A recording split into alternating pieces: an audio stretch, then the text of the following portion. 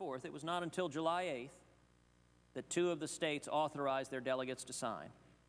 And it was not until August 2nd that the signers met at Philadelphia to actually put their names on the Declaration.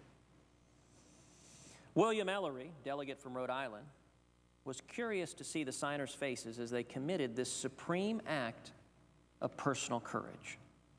He saw some men sign quickly, but in no face was he able to discern real fear. Stephen Hopkins, Ellery's colleague from Rhode Island, was a man past 60. As he signed with a shaking pen, he declared, "My hand trembles, but my heart does not." Most glorious service. Even before the list was published, the British marked down every member of Congress suspected of having put his name to treason. All of them became objects of vicious manhunts. Some were taken, some, like Jefferson, had narrow escapes. All who had property or family near British strongholds suffered. Francis Lewis, New York delegate, saw his home plundered, his estate in what is now Harlem completely destroyed by British soldiers. Mrs. Lewis was captured and treated with great brutality. Though she was later exchanged for 2 British prisoners through the efforts of Congress, she died from the effects of her abuse. William Floyd, another New York delegate, was able to escape with his wife and children across Long Island Sound to Connecticut, where they lived as refugees without income for 7 years. When they came home, they found a devastated ruin. Phillips Livingston had all his great holdings in New York confiscated and his family driven out of their home. Livingston died in 1778, still working in Congress for the cause. Lewis Morris, the 4th New York delegate, saw all of his timber, crops, and livestock taken. For 7 years, he was barred from his home and family. John Hart of Trenton, New Jersey, risked his life to return home to see his dying wife. Hessian soldiers rode after him, and he escaped in the woods. While his wife lay on her deathbed, the soldiers ruined his farm and wrecked his homestead. Hart, 65, slept in caves and the woods as he was hunted across the countryside. When at long last, emaciated by hardship, he was able to sneak home, he found his wife had already been buried and his 13 children taken away. He never saw them again. He died a broken man in 1779 without ever finding his family.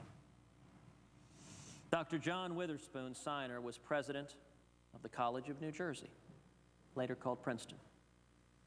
The British occupied the town of Princeton and billeted troops in the college. They trampled and burned the finest college library in the country. Judge Richard Stockton, another New Jersey delegate signer, had rushed back to his estate in an effort to evacuate his wife and children. The family found refuge with friends, but a Tory sympathizer betrayed them. Judge Stockton was pulled from bed at night and brutally beaten by the arresting soldiers. Thrown into a common jail, he was deliberately starved. Congress finally arranged for Stockton's parole, but his health was ruined. The judge was released as an invalid when he could no longer harm the British cause. He returned home to find his estate looted and did not live to see the triumph of the Revolution. His family was forced to live off charity. Robert Morris, merchant prince of Philadelphia, delegate and signer, met Washington's appeals and pleas for money year after year. He made and raised arms and provisions which made it possible for Washington to cross the Delaware at Trenton.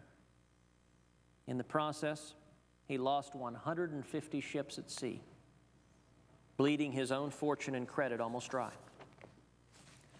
George Clymer, Pennsylvania signer, escaped with his family from their home, but their property was completely destroyed by the British in the Germantown and Brandywine campaigns. Dr. Benjamin Rush, also from Pennsylvania, was forced to flee to Maryland. As a heroic surgeon with the Army, Rush had several narrow escapes. John Martin, a Tory in his views previous to the debate, lived in a strongly loyalist area in Pennsylvania. When he came out for independence, most of his neighbors and even some of his relatives ostracized him. He was a sensitive and troubled man, and many believe this action killed him.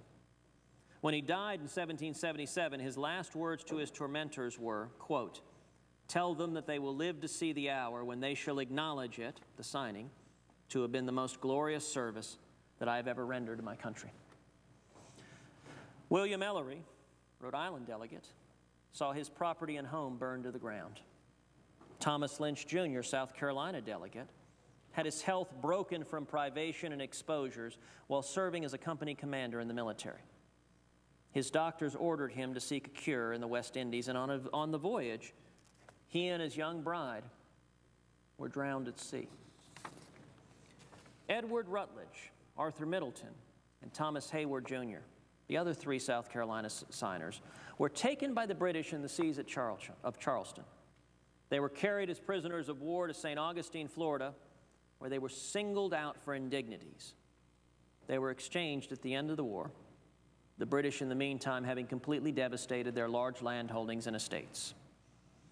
Thomas Nelson, signer of Virginia,